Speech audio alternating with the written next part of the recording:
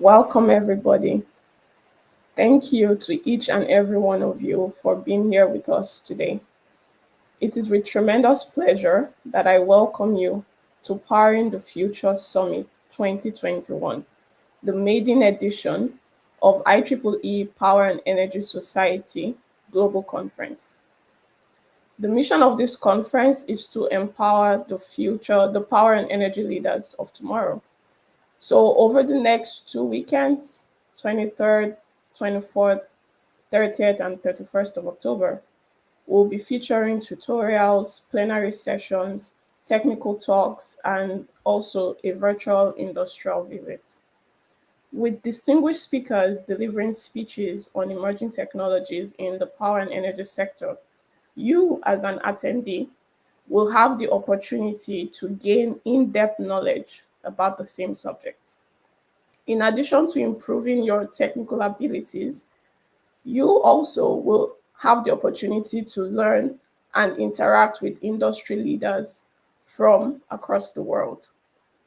But more importantly, we will also get to spend valuable time with each and every one of you during the breakout sessions so that you will know that your voice is not only being heard, but also valued.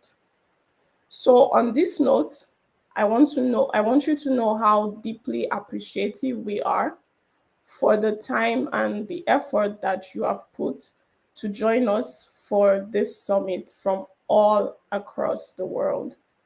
I also want to congratulate you for committing to your own growth by being a part of Powering the Future Summit 2021.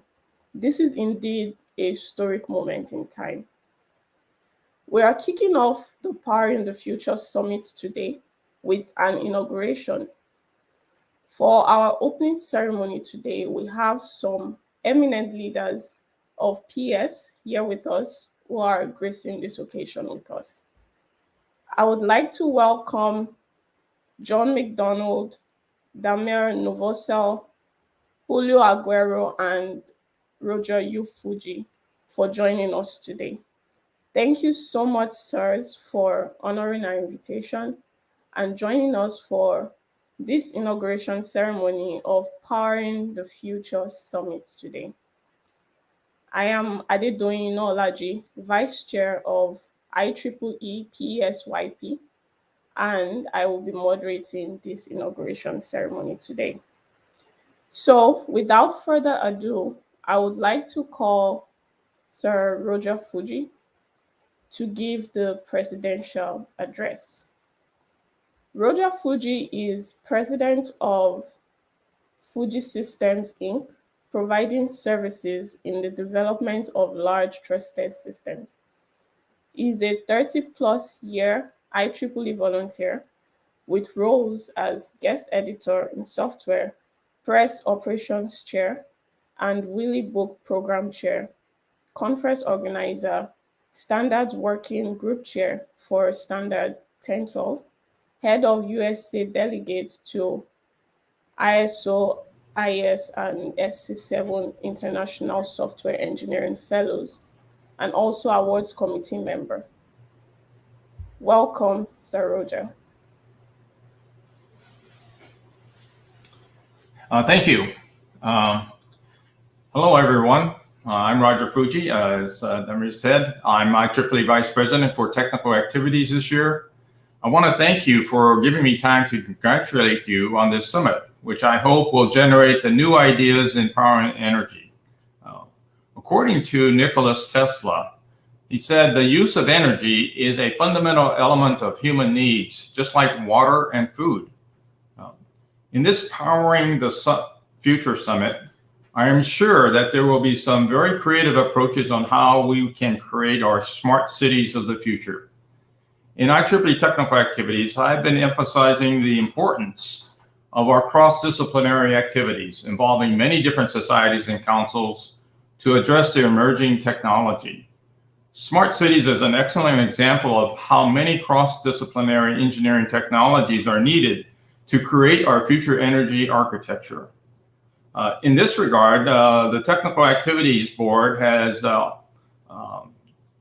created an ad hoc committee that is offering multi-society membership discounts to encourage our technical volunteers to engage in the cross-disciplinary activities of our societies, so they can join a group of societies that are related to the subject that they are interested in pursuing at a discounted price. And this way they get exposed to all of the different technologies that IEEE Technical Activities has to offer. One day, I hope that the ideas coming out of the IEEE Smart Cities research will be able to create a world of energy sharing.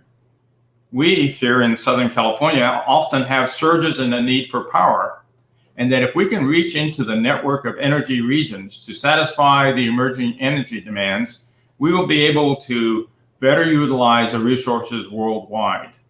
The excess energy, for example, in China could be directed to the Alaska and Canada region, which then can direct some of its energy to the Northwest United States region.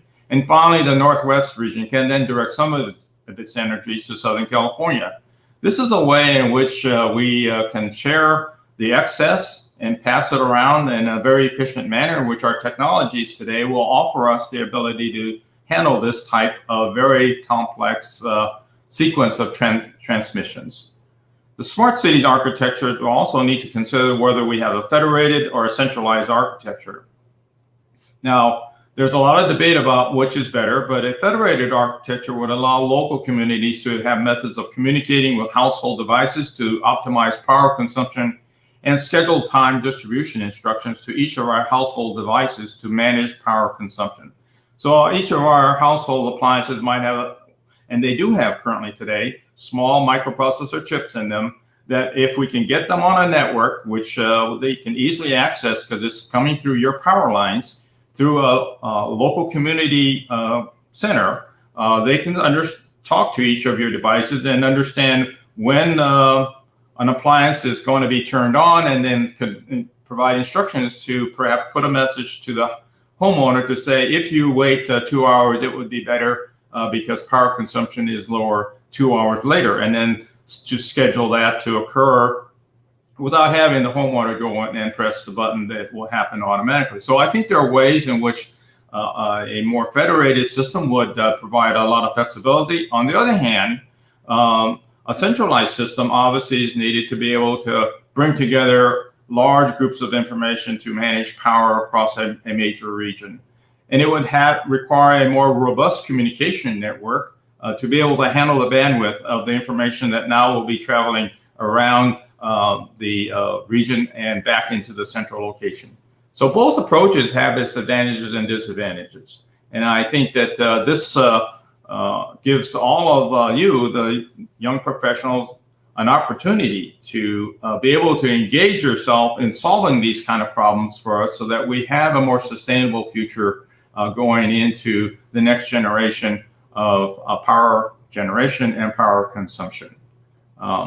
So I want to thank you for giving me this opportunity to chat with you a little bit. And then I want to just emphasize that we in technical activities are attempting to start many activities through our ad hoc committees that will help the young professionals and entrepreneurs, emerging students to engage with IEEE.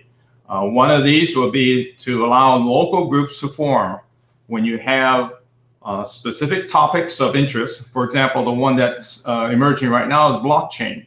And we're allowing local groups to form to be part of chapters as well as to be part of societies so that you can have young professionals, entrepreneurs, as well as existing working staff to engage in looking into the research and the future of any local problems and issues of technology that they want. And then we will then bring them into our societies and then bring them up into all of IEEE. So it's an opportunity for us to reach back into our volunteer base and to use your talents and capabilities to help us develop the technology solutions that will serve humanity. And that's really part of our charter in IEEE.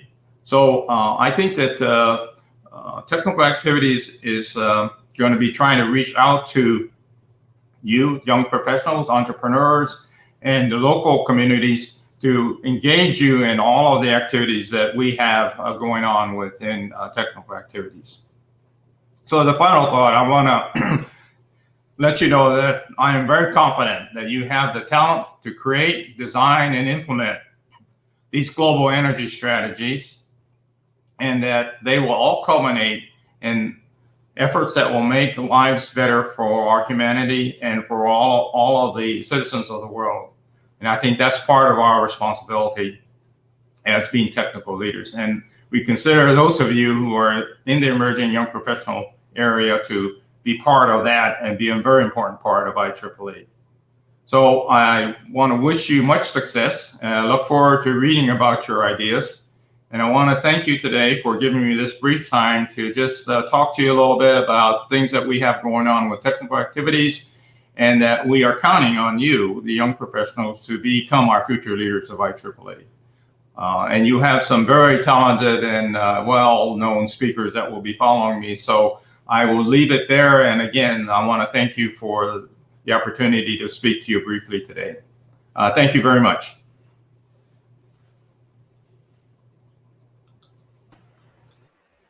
Thank you so much, Sir Roger. It's such an honor to have you.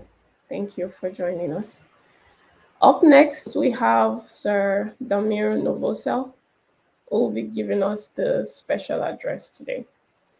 Damir Novosel is president and founder of Quanta Technology, a subsidiary of Quanta Services, a Fortune 250 company. Previously, he was vice president of ABB Automation Products and president of KEMAT and AMD. Dr. Novosel is also an adjunct professor of electrical engineering at North Carolina State University. Damir was elected to the National Academy of Engineers in 2014. He served as president of IEEE Power and Energy Society and also VP of Technical Activities. He is presently chairing IEEE Industry Technical Support Leadership Committee and is a member of the IEEE Standards Association Standards Board. With a round of applause, please welcome Sir Damir. Thank you. Thank you, Adedoyin. It's my great pleasure to be here. And thank you, Staji. Thank you, Simei, and the organizing committee. I can see that the future is bright for IEEE because these type of events and people that are organizing them are just amazing. So thank you for this. Can you share the presentation that I prepared? Short presentation, please. So we'll be talking about the changing the world through electrical energy. Let's move to the next slide. So if you look into the society targets and solutions, firstly, we all talk about the impact of climate change and how we need to address it. And the way to, of course, to address the climate change is decarbonization. As we are addressing decarbonization of and reducing the carbon footprint, electrical power system is also faced with some of the challenges related to the climate change. So we saw issues related to California, so with fires, and in Texas and in Australia related to fires, and all around the world. And electrical power system is very much affected. So it's very important to address reliability and resilience of the electrical power system. At the same time as we are doing this, we need to make sure that we have affordable electricity prices. We talk a lot about the equity and making sure that people are not really overpaying for electricity. If you look around the world, what are some of the clean energy standards? It's very much similar, because we see that in New York or California or Germany or everywhere else in the world, we see the goal for decarbonization, reducing greenhouse gases, and more renewable energy as well. But as we look into this, we know that what's the end goal, but how we're going to be reaching that end goal depends on the regional differences, very often depends on the political differences and so on. But I think we're all as industry moving into the same direction. One important thing that we want to emphasize here is that the only way to decarbonize the environment is through electrical power energy solutions. There is no other way. And the solutions are very clear. energy fuel transformation, including renewable generation and electrical storage, energy efficiency, but also electrification. Now, transportation electrification of transportation and buildings and so on is become a very important aspect.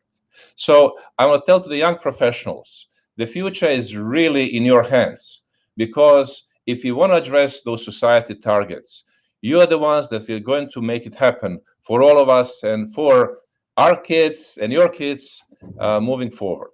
And we talk about electrification, one interesting aspect for me is that in 1904, actually 1/3 of the cars were electrical. I think we are moving into that direction as well. Next slide, please. So as we talk about impact of electrical transportation, we see now at 2020, there was a transition year. Now we have that transportation is actually creating more carbon dioxide emissions than electrical power. So if you want to be smart, we really cannot just focus on renewable generation and storage. We have to focus on transportation, and we have to make changes. And that's the way to go. However, if you now look into the map on the right side, it shows how electrical grid actually is not able to accommodate some of the charging if you put charging stations in the system now and increase the electrification. So it's very clear that we need to continue modernizing the electrical grid and making sure that you move towards the decarbonization in a proper way. Next slide, please. So innovation is key to address those challenges.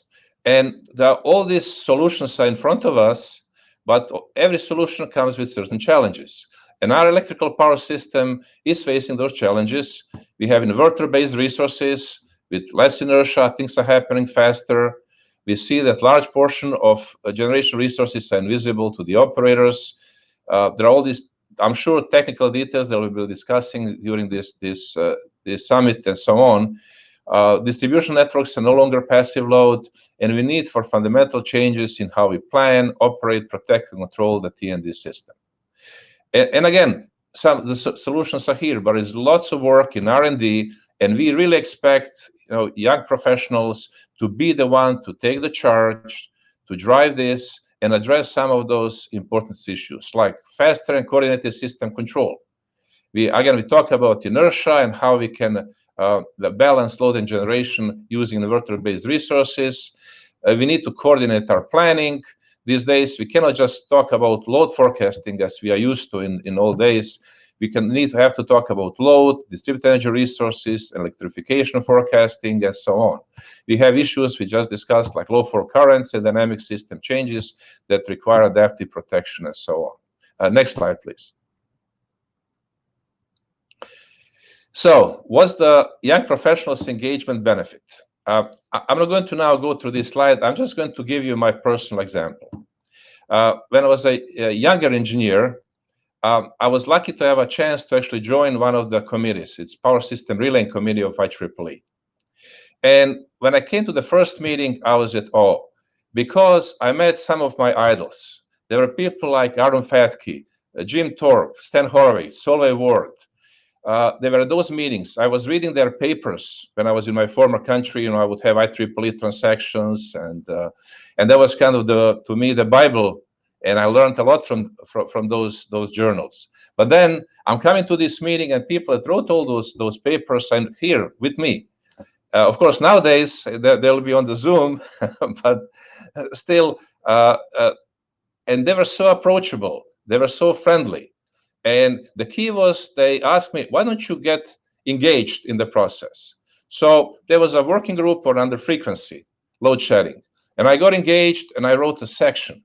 And I must tell you, when the report came out, I was so proud. That was one of the proudest moments of my life when I saw that my contribution in that IEEE guide. So that made me really happy. But then what happened next? By doing the work, people start appreciating that, like what you are doing now. We see you, we are very active, and we see how your future is bright by doing this. So what I started doing, I started getting engaged, again, started chairing working groups, started get engaged in the standards. And by doing this, I actually created relationships with some of these industry leaders, and they became my friends. So they became my mentors, and then later on they became my friends. They're still my friends now. So I'm very proud of that. And this whole mentoring process was so important to me. And then later on in my career, I had a chance to meet industry leaders like John McDonald and Chris Root. And I remember, John, you would come to the Relaying Committee meeting, and you would basically talk about vision of IEEE. And we were all there listening and saying, that's great. We see how the future is bright for IEEE because we have leaders like that. But what I want to emphasize to the young professionals, to me, there are a few things that I really learned. First one, of course, you learn technical aspects. But it's not just technical aspects. You start learning speaking skills. And I hope my speaking skills have improved since. Because I remember one of my mentors told me two things. One was that I start immediately going into the technical details. I need to put the big picture first. And as you can see today, I'm trying to have the big picture first and then go into the technical details. The second aspect was the ability to actually, when I was presenting, I was told that it looks like I'm teaching. And actually, I was, at the time, teaching at the university and so on. So I didn't understand the importance of telling a story. So again, you will judge me today and see was I able to tell the right story. But I believe that this advice is really helped me a lot. Other important aspect that we cannot underestimate is the management skills. There is a saying, if you can manage volunteers, you can manage anything. So if the career paths can go different ways. Your career path can go be a technical leader, very deep and so on, or your career path can be management.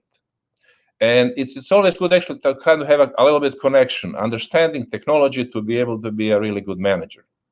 But managing the volunteers, because volunteers, the only thing they can say you can do to volunteer is to make the volunteer quit. So making sure that you motivate the volunteers, work with them, and develop materials and so on is very important.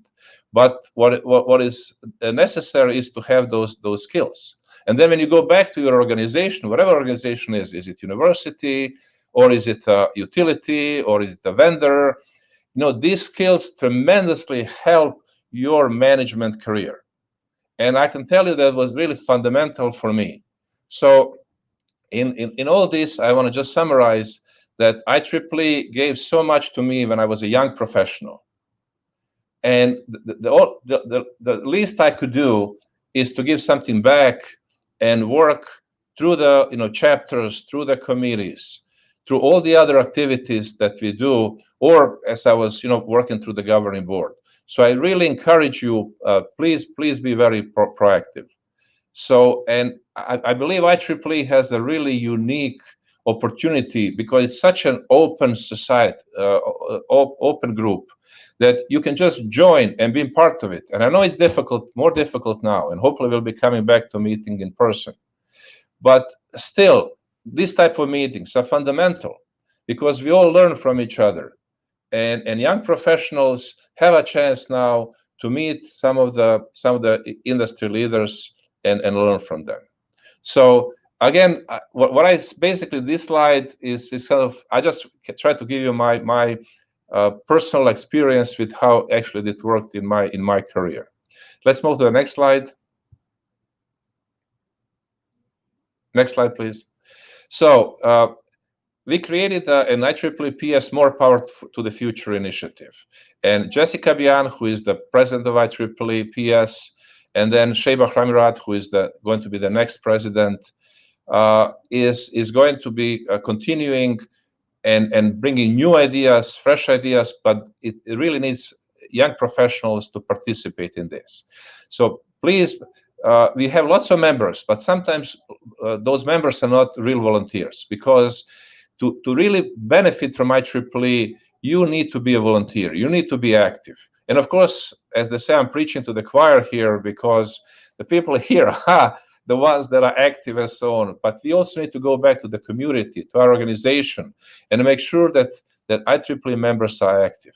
And you can see all the different things that we can do. We are developing products and services. For example, the resilience, I talked about how important resilience is. So IEEE put on a fast track. It took us about 3 months to develop a document, resilience framework, methods, and metrics for the electricity sector. Very important document that actually was also communicated to the regulators, communicated to the government agencies, and that's what we're also trying to do as IEEE, because we have independent and objective voice. Nobody in the industry has that ability, because whoever talks, we have vendors, we have regulators, we have academia, we have utilities, we have consultants. Everybody is part of that peer community, and peer community is really the key. And we can respond to changing industry needs. We put fast track standards development if necessary, and we really change the world. We change not just IEEE in our industry, because as I mentioned, our industry is changing the world. So your role is very important again. My last slide, please.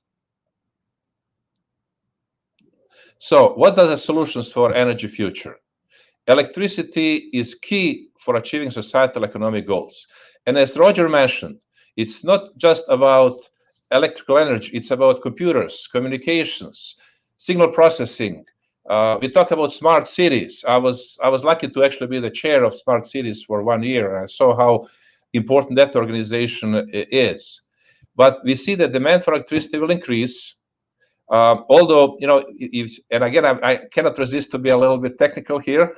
So the right slide is the famous duck curve, but it shows that it's not just in California, but it's in New England. When the sun shines, then electrical utility will not see much load. But then when the sun starts shining, there will be, and at that time, actually, energy consumption can increase. You see the ramp rate, and that's the famous duck curve. So we as engineers and young professionals need to address how to manage that duck curve. So even if you can say the load is only 1% increase and so on, demand is increasing overall, particularly with electrification. So in summary, what are the key factors for resilient grid to protect and recover against any event that would significantly impact it? Is technology advancements, educated workforce, standards, and sharing global best practices. And I've been showing this for years now, and I always say, which organization can do all these three? I think IEEE is uniquely qualified to do all these three. So it's up to you to make sure that a resilient, modern electrical grid, who is the foundational building for our clean energy future, is promoting renewable energy storage, electrification in the process. So thank you for listening.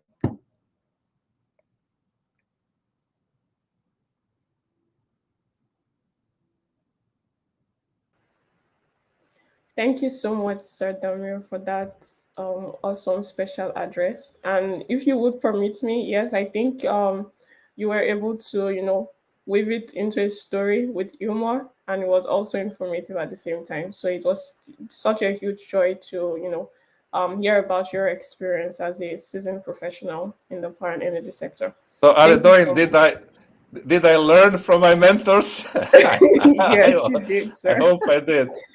Thank So you. thank you. So go IEEE. You see that?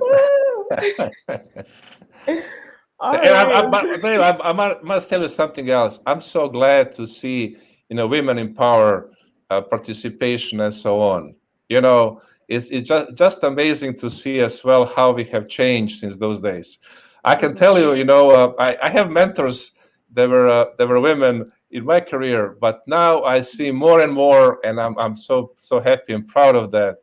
And I hope I did my small piece in making this happen. Thank you. You definitely did, sir. Thank you so much once again. Thank you. All right. So up next, we have Sir John McDonald to give the inaugural address.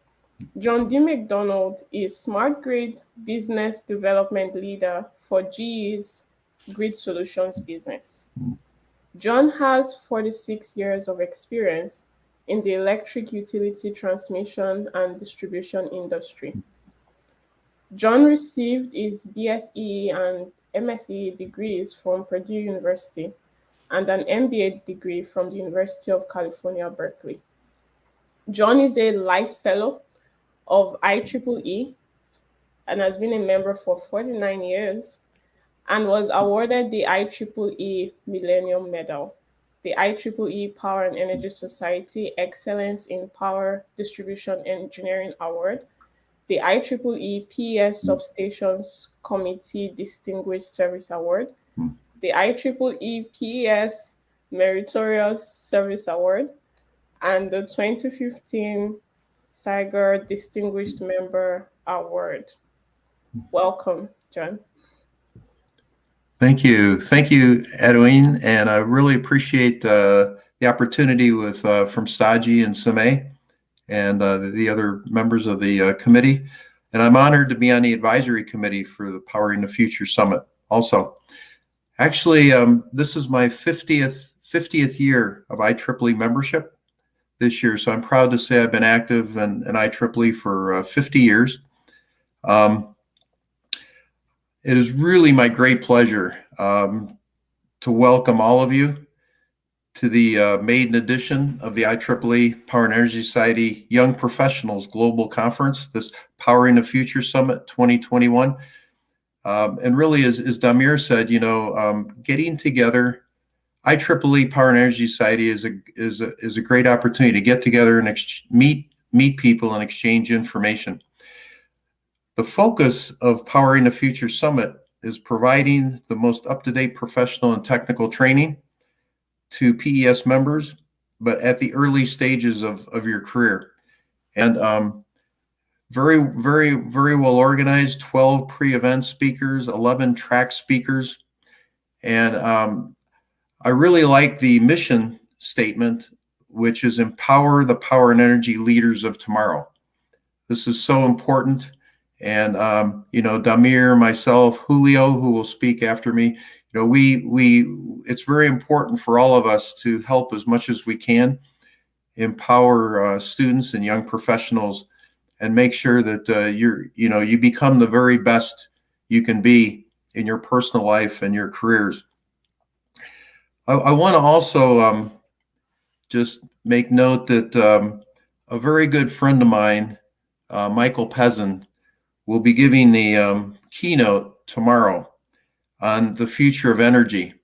Michael has a lot of electric utility experience at Tacoma Power and Seattle City Light in the United States, and is now an assistant secretary with the U.S. Department of Energy. So he's got a very, very good perspective, a lot of good experience, and he'll give a tremendous keynote tomorrow on the future of energy. But, with young professionals, I've been involved with the young professional group at PES ever since it started. It was established by Professor Aaron St. Ledger, who's at the United States Military Academy at West Point, helping with webinars and helping with events at PES meetings. One thing that's important, and it really dovetails well with what Damir said, was, it was back when I was IEEE PS president in 2006 and 2007, and we wanted to figure out how we could increase our membership. And the question is, what do members want? Are we providing value to members? And we did a survey of third and fourth year university students at the time, and we found that we really weren't providing what was needed. We found that, and again, this dovetails well with what Damir was talking about. We found that the students at the time, with their first full-time job after they graduated, they wanted the three most important things were getting a job where they could help the environment. Number two, help society, better society. And number three was how much money I was going to make and where I was going to work, which was very different from when I graduated from Purdue University. I was very interested in only how much money I was going to make and where I was going to work. In 2008, the name of PES was changed from Power Engineering Society to Power and Energy Society. And we've really focused on helping society, helping the environment with energy, with the word energy. And Damir has a PowerPoint slide that shows really our growth in membership started in 2007, which was the second year of my presidency, and then just has taken off since then through Damir's presidency of PES, where we were the third largest society. We're now the second largest society with over 40,000 members. So it's very important to really know generation to generation what is important to the next generation of people. You know, what's important to them. Damir said he got involved with the Power System Relay Committee. Back in the early 1980s, I got involved with the Substations Committee. It's a very, very good way to learn technology to much greater depth and meet, as Damir said, meet the key people in the industry that write the textbooks we use, write the papers that we use as references. You know, but then again, the other thing is you want to take leadership positions. I was a working group chair, then a subcommittee chair overall of substation automation, and then became the chair of the entire substations committee, and got a group of us, and we wrote a book called Electric Power Substations Engineering, which I think is the most practical reference book in the field of substations today. It's in its third edition. But what's important is, you know, think about IEEE PES, and I really think there's three main areas of benefits. One is technology. You know, you want to take advantage of learning technology to a much greater depth. And you know, one way that I did it, one way that Damir did it was get involved in one of the 17 technical committees or the coordinating committees. Also get involved in writing standards. It's a great way to meet key people and learn the depth of what we do. So the other thing is you want to learn technology and the regional differences around the world. You could design a product that is very attractive for the North American market, let's say, or Europe market, but when you take it to other countries, you find that there is no market. Okay, so there's regional differences in technology and policy. Very important to know what those are. So in addition to technology, expanding your network, you know, that's extremely important. I think one of the first things there is make sure you have a very detailed LinkedIn profile. That's very important today. So many companies, especially the HR departments at companies, they pay LinkedIn to be able to keyword search profiles, and that's how they find candidates for their job openings. Okay, so you want to, you know, have a good LinkedIn profile and also keep it up to date and expand your own network. If I think of my, you know, my 50 years in IEEE, but my 47 years of working full time, I think every job change I've had has been through a network contact. You know, I've never just submitted a resume to a company, but it's always been through a friend of mine who's championed me or recommended me to a new company. And then, you know, third would be leadership. With a volunteer organization like IEEE, you know, there is no limit to what you can do. I say the sky is the limit, which means there is no limit. You can be as successful as you want to be. You can have as many leadership positions as you want to have, and it's very important to go for, you know, to accept leadership positions. Challenge yourself, because when you challenge yourself, you learn so much and you become better. You become more valuable. I've been asked to give a talk, which I give frequently, called How to Build and Lead a Volunteer Organization. And as Damir said, and it's very true, you know, when I'm managing a group of people at my company at GE, when people are getting paid by the company, they feel some obligation to do what they're asked to do. In a volunteer organization, you have a lot of people who have full-time jobs or full-time students, and then you're asking them to do additional things over and above what their existing commitments are, and that's not easy.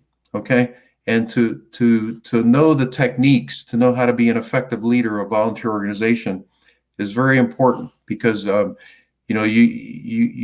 be able to get more things done. You'll be able to get things done in a very positive way, a win-win situation where everybody feels happy about doing it. And it's something that you want to learn and you want to practice over and over and over again. And Damir mentioned this also, but if you think about when you're at the university as students, with the courses we take, the book, our textbooks, our professors, we're really learning the science of power engineering, right? We're learning the science of electrical engineering, the science of power engineering, but that's not really what would create value for you as a person or value in your career. Everyone can learn the science because it's just a matter of taking courses and textbooks and studying and working with professors. The real value for you as a young professional and as you progress in your career is to really understand the art of what we do, which is very different than the science. The art of what we do cannot be learned overnight, and it can't be learned by reading a book. You have to spend time with experienced people, with mentors, experienced people, and it takes years, and you have to invest that time and learn the application of the science in the real world. That's what's most important. That's where you will become more valuable to a company, and you also become more valuable to the company's customers, because you'll have the depth of information. You can provide value to other people, and that's what people want. They'll want to spend time with you because every time they do, they learn. So I want to emphasize how important mentoring is. When I was Subcommittee 3 chair in long-range planning for the last 2.5 years, we began a pilot mentoring program in IEEE PES in January, and for about 3 months, and then now it's being expanded out. And I think, as you know, IEEE Collaboratech, you can specify in IEEE Collaboratech that you want to be mentored. You either want to be a mentee or a mentor, and then IEEE PS will see that. Okay, so mentoring is extremely important. The one advantage of mentoring, if you do it well, you can accelerate your learning of the art. Okay, think about that. You can become more valuable at a younger age to companies, customers. Your personal development can be accelerated through mentoring. Okay, and the best, how do you find a mentor? Well, get involved and participate in as many outside activities like IEEE PES, and I guarantee you that you'll probably run into experienced people in your activities, and you'll see that you might have some good chemistry with them, and they have the experience in the areas that you're interested in. And then I emphasize this over and over again, and I've talked to Samay about this. Always have the courage. If you think of someone that you would love to have as a mentor, never be afraid to ask that person.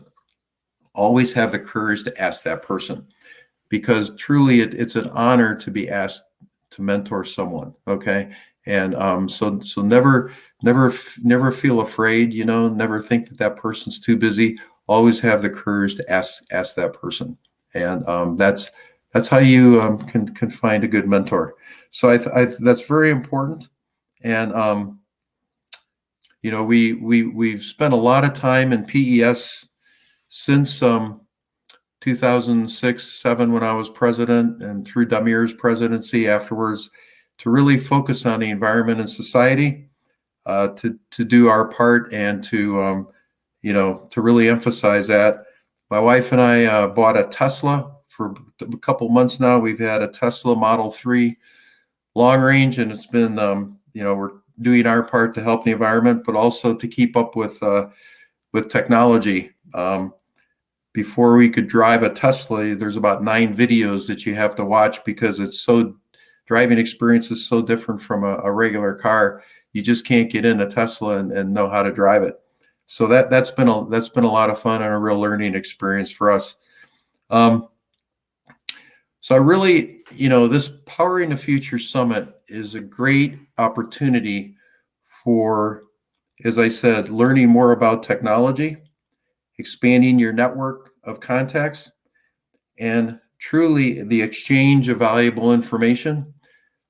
And that's one of the best parts of spending 50 years in IEEE, is being able to meet so many key people, make a lot of friends, but also learn so much through events like this, where we're exchanging information with others and we're all learning from each other. Okay, that's so important. So I think at this point, what I'm going to do is officially open the Powering the Future Summit. And I'm going to share my screen, and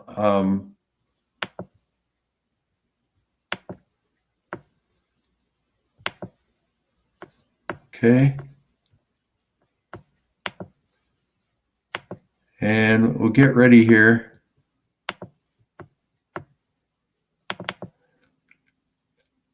I'm going to turn your sound up a little bit so you can hear the what we're going to see. All right, so here's the curtains, and we want to officially open the Powering the Future Summit 2021. And I'm going to open the curtains and officially open the summit. Here we go.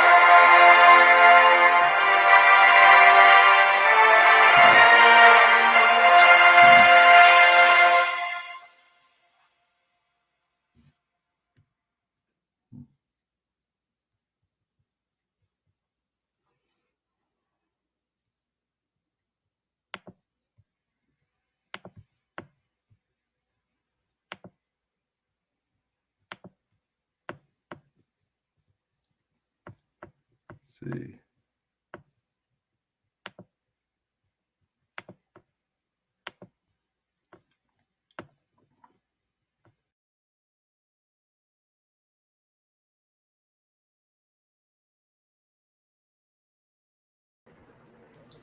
Woohoo! We're officially inaugurated. Awesome. Thank you so much, Sir John. Yeah, it was just great, listening to you. So first of all, congratulations on your 50th year anniversary with IEEE. And also congratulations on your Tesla. That's really exciting to hear. And yeah, it was just interesting to, listen to you about the generational differences, because sometimes, the hardest thing is could be getting people who are used to a particular set of ways to change their mindset.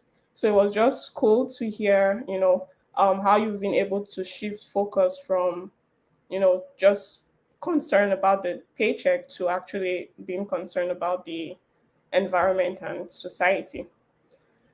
And then I also learned a lot, about the perspective you shared on the difference between art and science and the role of mentorship in achieving that. I can say personally that I'm basically the sum total of all the people that have poured into me. Thank you. Yeah, you're welcome.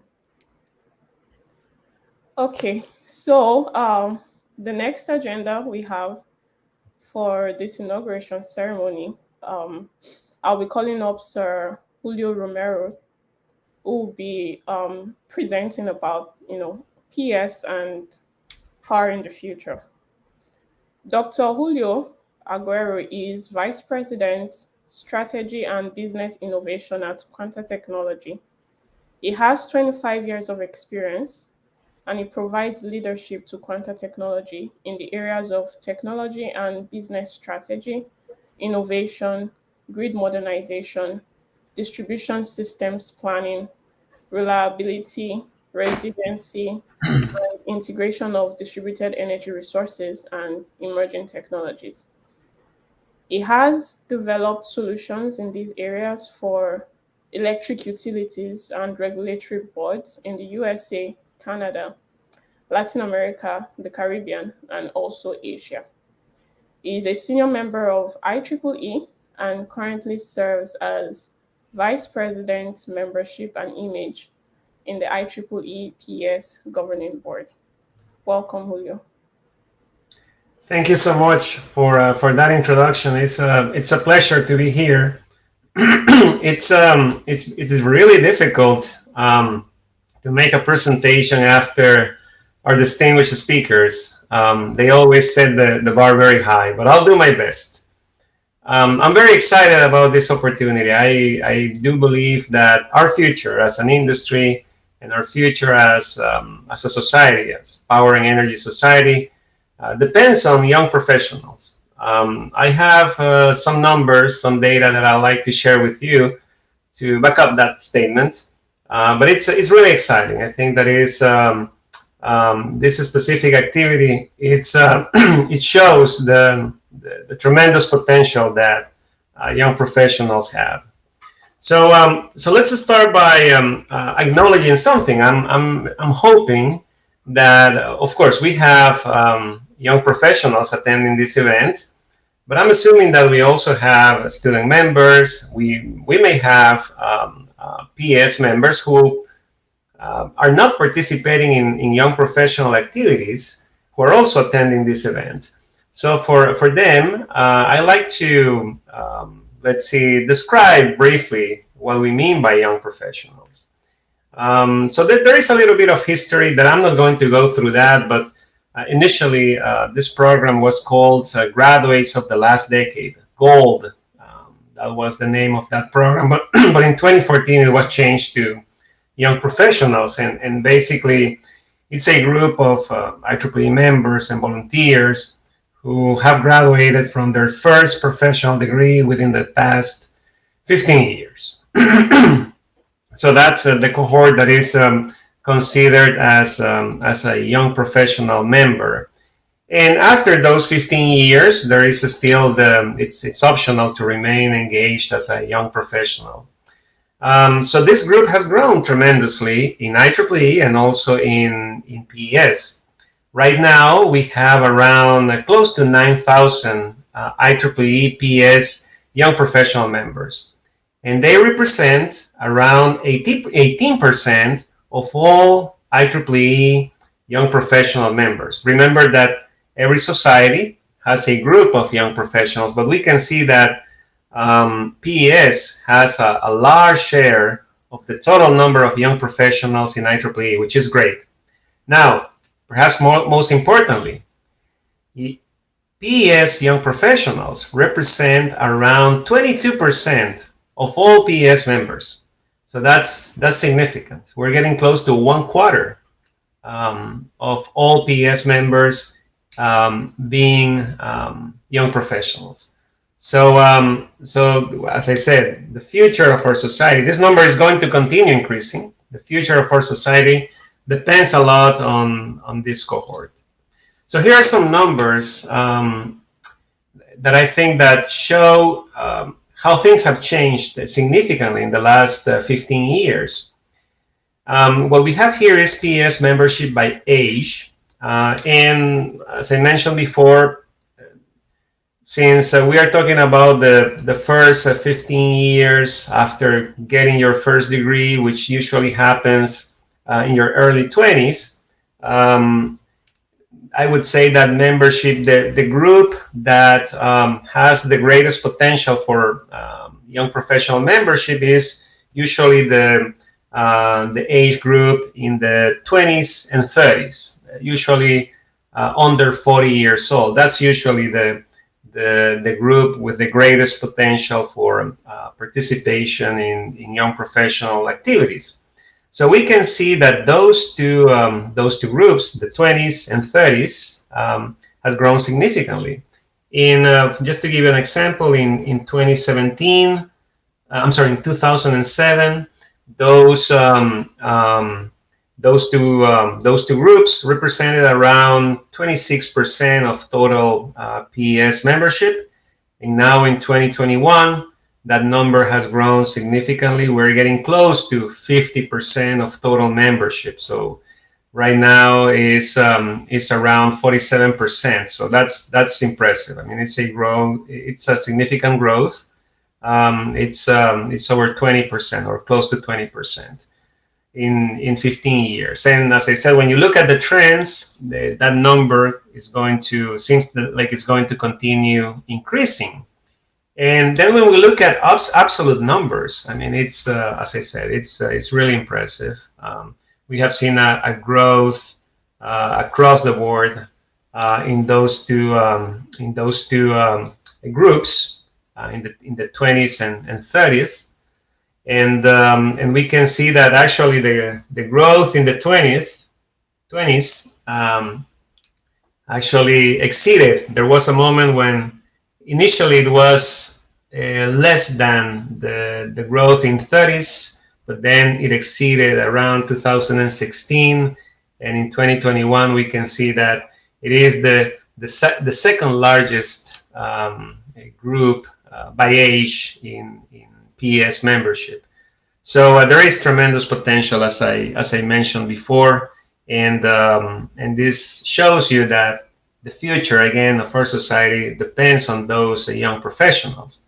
Now, I think that as Damir mentioned, and also John talked about this, and Roger talked about this, things are changing in our industry.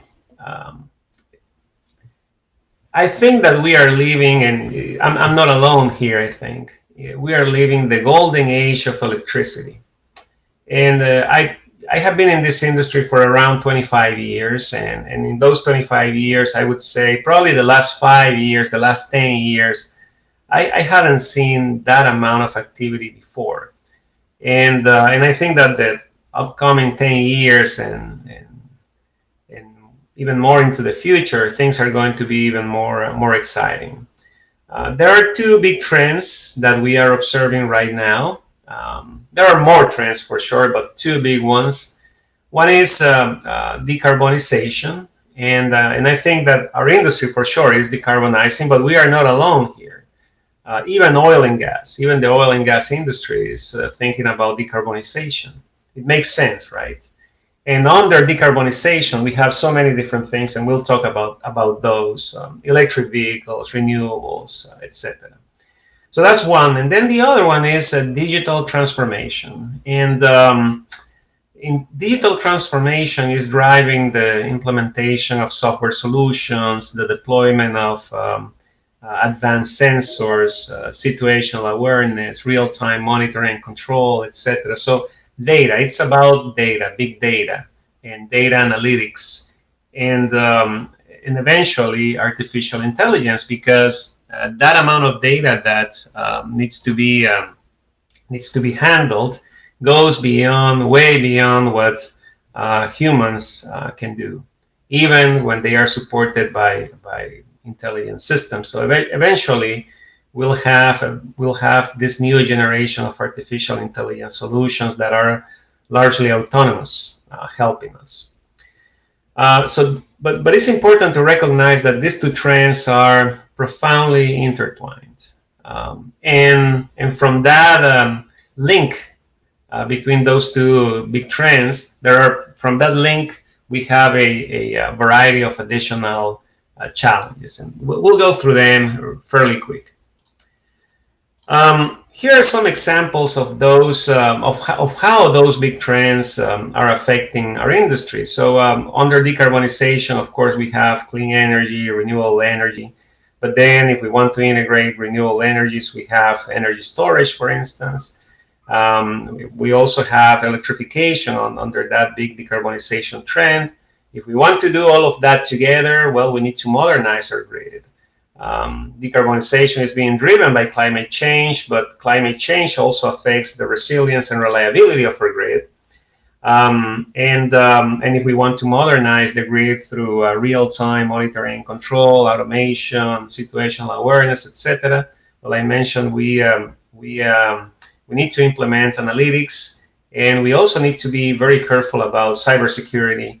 And we also need the help of artificial intelligence. But if we implement artificial intelligence, we also need to be very careful about cybersecurity and other aspects. These are just examples of why this is so important.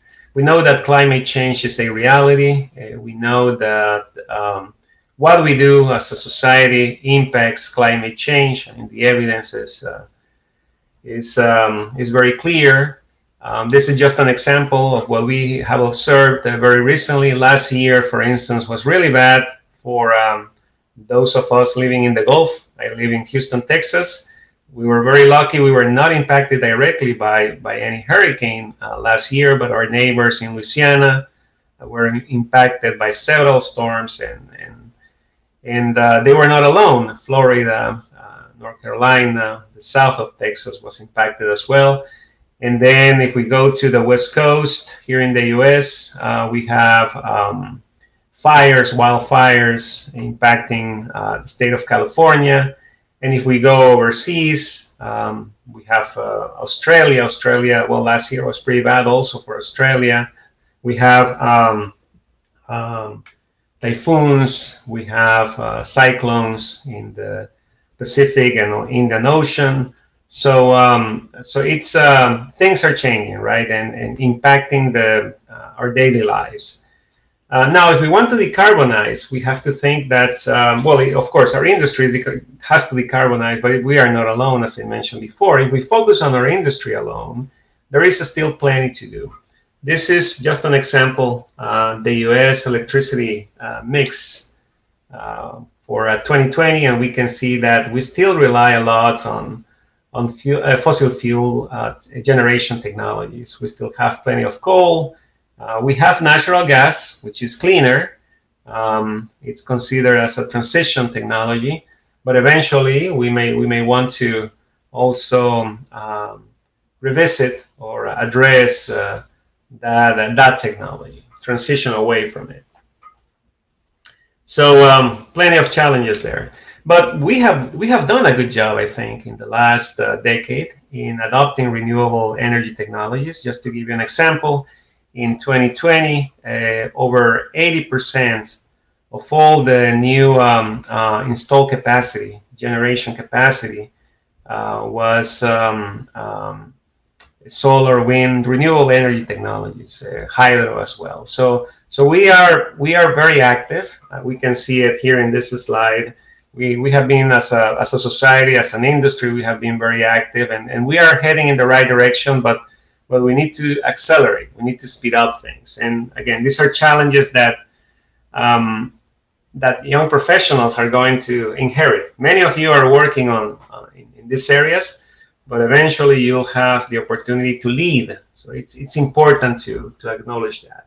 As I said before, if we want to integrate renewable technologies, we need energy storage. We're doing plenty in that area as well. The trends are clear. There is a lot of growth, especially there is a lot of interest in battery energy storage systems, but we need long-term energy storage if we really want to make this transition, and it has to be cost-effective. So there is a challenge there. We are not there yet. So it's an opportunity also for young professionals to lead and to develop some of those solutions. Then we have electrification, I mentioned before, and this is a global trend. Here are some numbers. For instance, what is happening in China, what is happening in Europe is impressive. And now the US is catching up. So I think that there is plenty to do here as well. It's exciting to see pretty much every month car manufacturers with new offerings, new models, new vehicles. I'm very excited, for instance, about the Ford F-150, beautiful machines that we as an industry are helping build. And as I said, an opportunity for young professionals to lead in that area too. If we want to integrate all of those technologies, we need to modernize the grid. Our grid is intelligent. I must say that it's a beautiful machine as well. It's a beautiful system, but there is plenty that we can still do, especially on the distribution side of things. And I work in that space, and there is still plenty to do. Fortunately, there is a trend that is observed here. There is a lot of activity in grid modernization, plenty of actions. This is just the US, but if we look at around the world, the trends are similar. And we are deploying more and more advanced technologies in the grid. As I said, the intention is to operate that grid in real time. And that means monitoring, controlling that grid in real time, and having situational awareness, achieving situational awareness even at customer level. So that's the overall goal. There is still plenty to do in that space to reach that goal. And that's another opportunity for our young professionals. And that means that we'll collect plenty of data. And if you talk to colleagues operating power systems, they will tell you that they are already overwhelmed with work. So if they are inundated with data, just pure data, it's going to be difficult to use that data. So we need to process that data and convert it into meaningful information, and ideally automate all of those processes. And that's another opportunity for young professionals. Develop those solutions, help automate those processes, and make all of this very efficient and very cost effective. So to close the presentation, we talked about how important young professionals are for our society, for our industry. We talked about the challenges that young professionals are facing today and the challenges that you are going to inherit. And when I say inherit, is leading how to solve those challenges, addressing those challenges. You'll inherit that. So the question is, how can PES help young professionals and vice versa? So let's try to summarize a few ideas here. This energy transition that we are discussing requires new skills, and those skills are changing very fast, every 2 or 5 years, according to the literature. Now, university programs, they take 4 years. So what that means is that some of the knowledge that is being taught at schools today may be outdated in 5 years. So what that means is that continuous education is very, very important. So as a young professional, you need to continue learning all the time. As a professional in general, in this industry, I learn every day. And that's one of the reasons why I love what I do. So it's constant learning. That's very important. And when we think about constant learning, it's not only about technical skills. When you finish your degree, especially when you finish your first degree, you tend to focus a lot on the technical side of things, and that is fine. That is expected. But more and more, you'll realize that there are other skills that are equally, if not more important. Today's young professionals need to be critical thinkers, self-learners, problem solvers. They need to have business sense. Business sense is very important. Business acumen. Very good communication skills. Because you need to work in an environment that is different than, let's say, 20 or 40 years ago. It's a multicultural, multidisciplinary, and multi-generational environment. So you need those additional soft skills to succeed in that environment. So what IEEE and PES can do for you is to provide you with an unmatchable network of industry leaders. And we have been emphasizing this in the presentations. John talked about it. Damir talked about it as well, Roger as well. Access to industry leaders, to technical experts, to mentors. You also have access to an extensive knowledge base. IEEE Explore is wonderful. When I was in school, when I was doing my PhD, that's what I used to do every day, look into IEEE Explore and download papers and read and all of that. So it's an amazing knowledge base. And we have also the PES Resource Center, which is wonderful. A lot of material, presentations, etc., that you can have access to. State-of-the-art resources, that's very important. And also participation in technical committees. That's very important. The IEEE PES technical committees are very respected, well-established. They produce some of the best material that IEEE has to offer. Standards, guidelines, recommended practices, reports, papers, etc. So that's an unmatchable resource for young professionals. And in return, what we ask from you is continue volunteering if you are volunteering already. If not, participate. Commit to getting involved. We need your leadership, strong leadership. We need especially your new ideas, innovative thinking. The problems that we have described today are complex, are challenging, and they require new ideas. I mean, if we approach some of these problems with conventional thinking, we may be able to solve them, but those solutions may not be optimal. So we need new ideas, and I think that young professionals are going to help us make that energy transition a success. So as this slide says, it's a symbiotic relationship. So it goes both ways. IEEE PES can help you, and you can help IEEE PES and our industry as a whole. So that was my last slide. I just want to say thank you for the opportunity, and again, we need you. Participate, volunteer, and you are welcome to join all of these activities in IEEE PES. Thank you.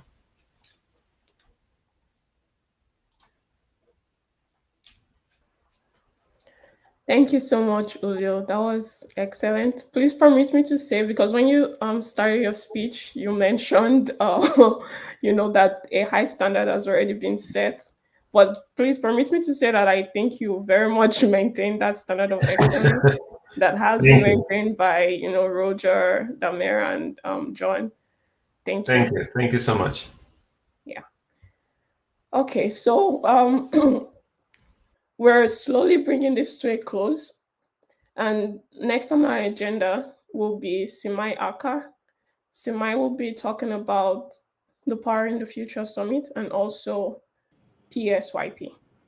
Simai Aka is currently the Chief Commercial Officer and co-founder at Inauguration. She's an entrepreneur with reputable corporate industrial background and experience in the energy industry. Simai specialized in photovoltaic manufacturing, battery storage for electric vehicles, and renewable energy technologies, and the clean energy market development. In addition to our professional acclimates, Simai is an IEEE senior member and an acknowledged volunteer since 2007. Simai wears many hats in IEEE, and one of which is that she currently serves as the chair of IEEE Power and Energy Society Young Professionals. Thank you for being here, Simai. Adedoyin, thank you so much for this warm welcome. And I'm so glad to have, this, distinguished speakers here in this ceremony. And, just like I would like to thank all the team members behind, and I want to share my screen, my presentation.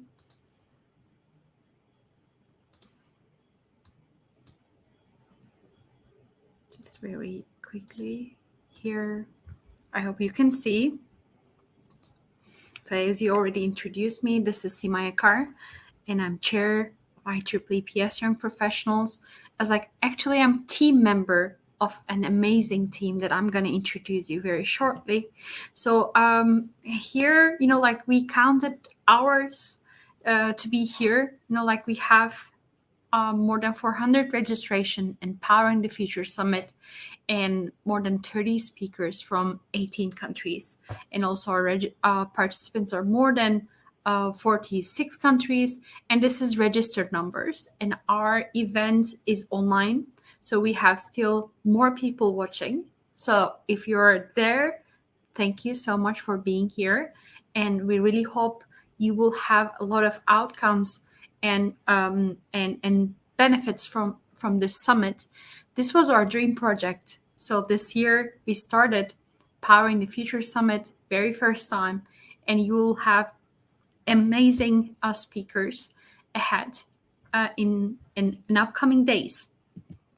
So we officially integrated here, and I would like to thank all our valuable leaders for all those valuable words and sharing their time with us in this inauguration ceremony. So John, Damir, Julio, and Roger. So it was really wonderful to hear all your thoughts and all your advices during this hour. And for the upcoming schedule, you can find our schedules from our website. And next 4 days, which is like next 2 weekends, so we will have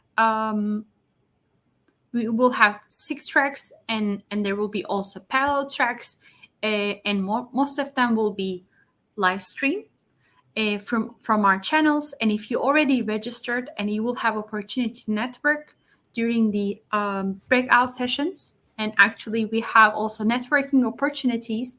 We want young professionals to learn and inspire and each other, and get inspired from our distinguished, valuable speakers during this summit.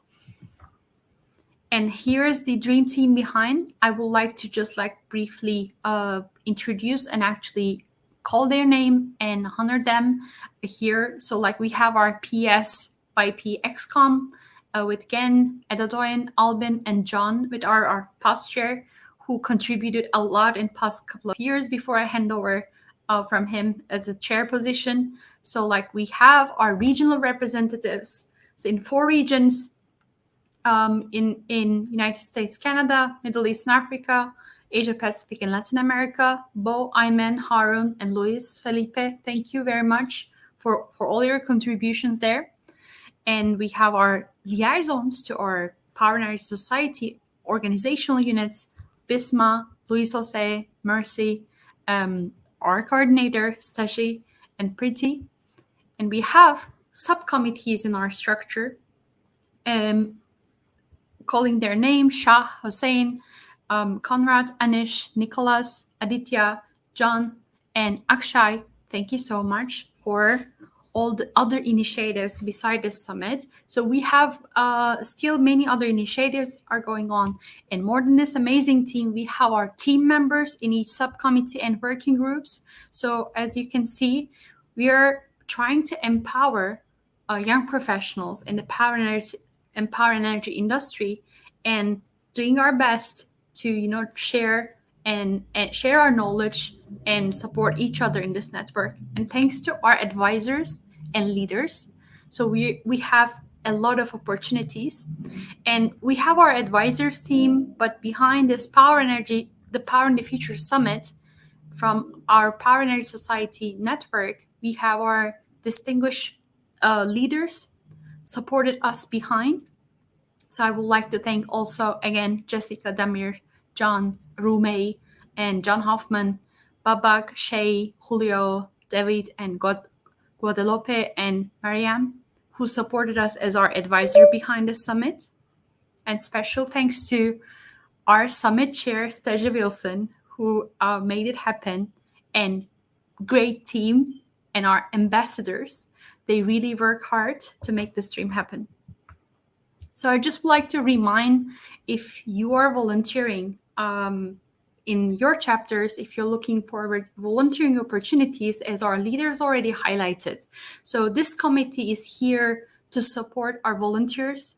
We are stronger together with you. So we are still looking forward chapter representatives, please approach to your chapter chair, Power Energy Society chapter chair, and also apply from our website to be chapter representative. So we have our team members working very hard in all our working groups and subcommittees, but you can still be volunteer in your PS chapters because we need you. We need, and together we will have more things to do. Please don't hesitate to apply. This call is still open. If you have no young professionals group in your chapter, you're welcome to form one and reach us out and to be a representative and collaborate with your chapter. And very lastly, I would like to say this is 25th anniversary of Young Professionals as IEEE PES Young Professionals Committee. So we also wish a happy 25th anniversary to all IEEE Young Professionals across the world. Thank you so much.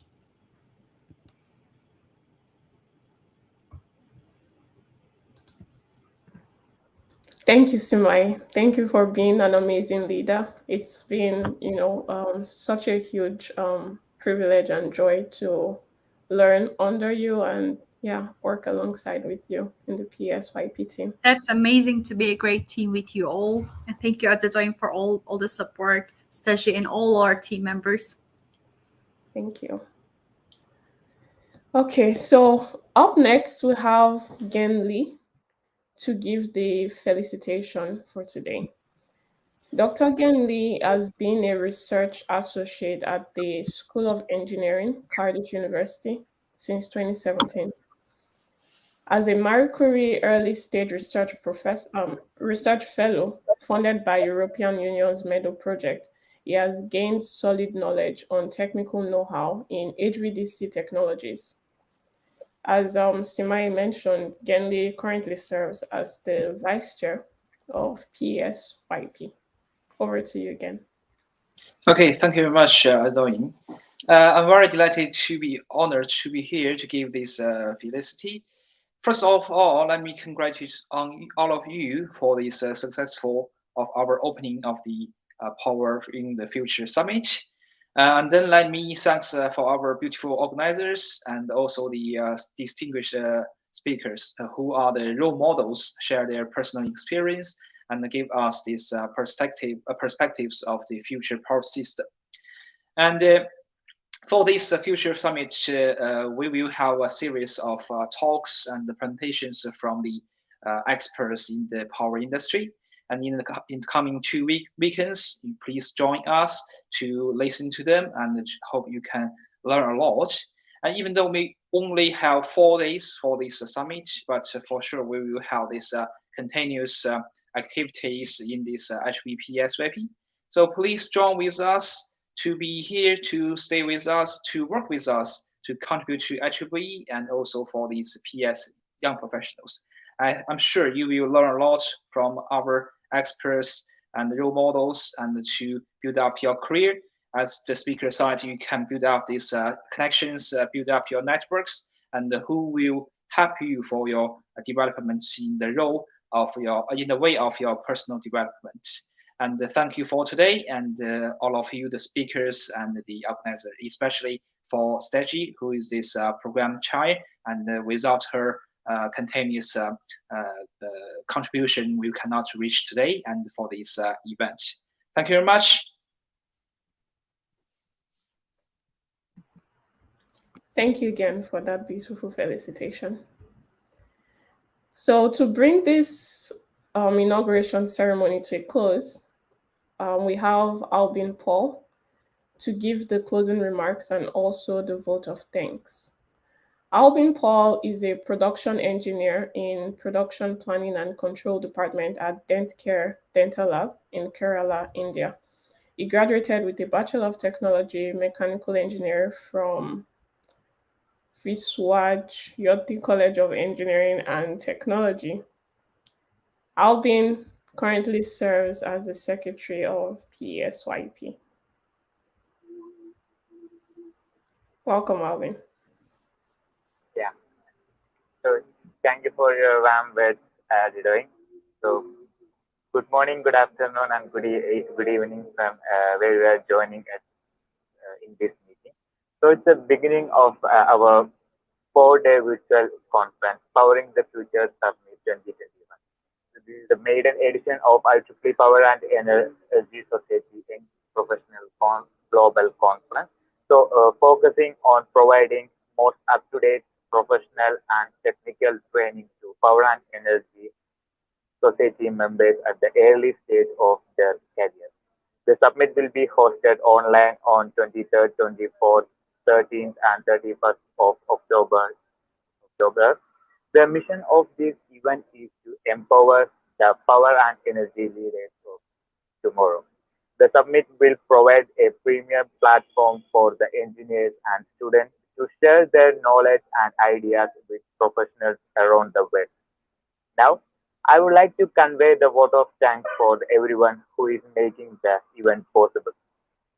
We have 6 technical tracks on different diverse topics, and the most needed topics in the field like future of energy, impact, and working with industries on the renewable energy and electrification, entrepreneurship track, webinar on power quality studies, and women in power track, etc.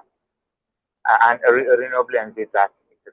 So to start with our esteemed guest, I would like first to thank to the Roger Fujii, who is the Vice President of Technical Activities. So there is a token of gratitude from our team. There's a virtual memento. And then next, Damir Novosel, who is the IEEE Power and Energy Society past president. Then John McDonald, who inaugurated this summit, is the IEEE Power and Energy Society past president. And Simei Aka, IEEE PES chair. Julio, who is IEEE PES as vice president for membership and image. And the moderator, Adidoin, and Jen Lee, the vice chair of IEEE PES. Thank you, sir and ma'am, for your inspiring words and comments. Thank you for your support. I would like to thank the whole organizing team of the event, IEEE PESYP, especially the general chairs, co-chairs, program chairs, license, subcommittee coordinators, and other roles, and also the regional representatives for your coordination till the end of this event. I would especially like to extend my sincere thanks to Engineer Stacey Wilson, the Global YP Summit Coordinator, for organizing this whole event. And finally, I would like to thank each participant who made this whole event possible. Always, it is the participants who are taking the backbone of the event. Thank you, guys. Thank you all, and see you in the future events from tomorrow. You can learn new things at any time in your life if you are willing to be a beginner.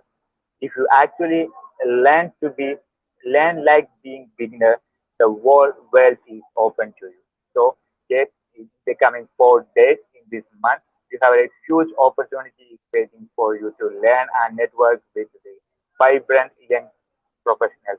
So hope to see you in the coming events, and thank you. Over to you, Adinai.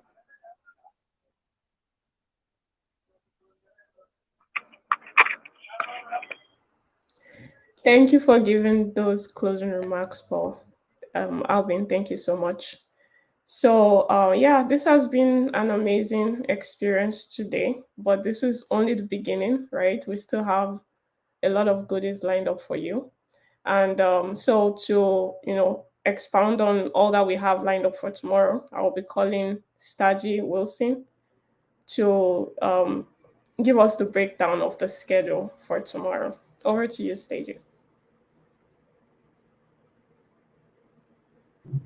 Thank you, Adoin, for the welcome. So I will just brief tomorrow's schedule for you. So I think so. The first session tomorrow is our keynote session by Michael Pessin. The topic of the session is Future of Energy. So we will be starting the session sharp at 1 p.m. UTC, and it will be a 1-hour session. So after that, we will be having a 15-minute break, and soon after that, from 2:15 p.m. UTC to 3:15 p.m. UTC, we will be having a session on working with industries on renewable energy and electrification by Professor Zhu. So these are the 2 tracks we have organized for tomorrow. And after that, we will be having a networking session for the registered participant. And with that, we will be having a small interactive quiz so that we can make our learnings some sort of fun. So this is tomorrow's agenda. And right now, I would like to invite all our chief guests to the main stage. So thank you all for making this inauguration ceremony very auspicious for us. It means a lot to us. So thank you. So we will be ending the broadcast now. So if you have any remarks to make, you're welcome.